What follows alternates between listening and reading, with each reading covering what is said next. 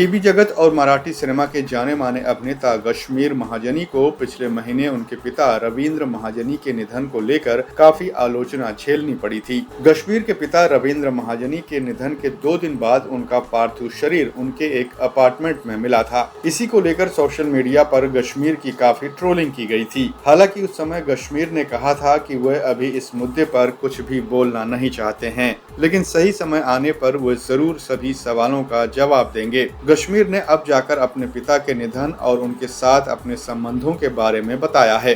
कश्मीर ने हाल ही में दिए एक इंटरव्यू में अपने पिता के निधन और उनके साथ अपने संबंधों पर बातचीत करते हुए कहा कि मेरे पिता परफेक्ट नहीं थे। इस जग में कोई भी परफेक्ट नहीं होता, सभी परफेक्ट होने की कोशिश करते हैं, लेकिन ना ही मेरे पिता परफेक्ट थे और ना ही मैं हूँ। कई लोगों ने कहा कि हम लोगों ने उन्हें एक अपार्टमेंट में रहने दिया और अपने आप एक अच्छी लाइफ जी रहे थे, लेकिन मैं बताना चाहूँगा कि मेरे पिता ने पिछले 20 सालों से अपनी मर्जी से अलग रहने का फैसला लिया था। एक परिवार के तौर पर हमें उनकी यह बात माननी पड़ी, क्योंकि आप किसी के साथ जबरदस्ती नहीं कर सकते। ये काफी हद तक एक तरफा रिश्ता था।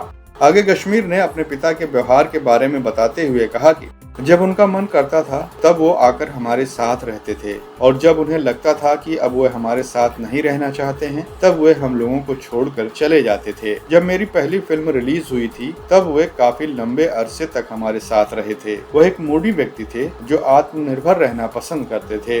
कश्मीर ने यह भी बताया कि उनके पिता के निधन के बारे में इतना लेट क्यों पता चला। कश्मीर ने कहा कि पिछले 3 सालों में उन्होंने लोगों से मिलना काफी कम कर दिया था। वह हम लोगों से, अपने परिवार से और अपने दोस्तों से भी कम मिलते थे। इसी के कारण हमें उनके निधन के बारे में लेट पता चला।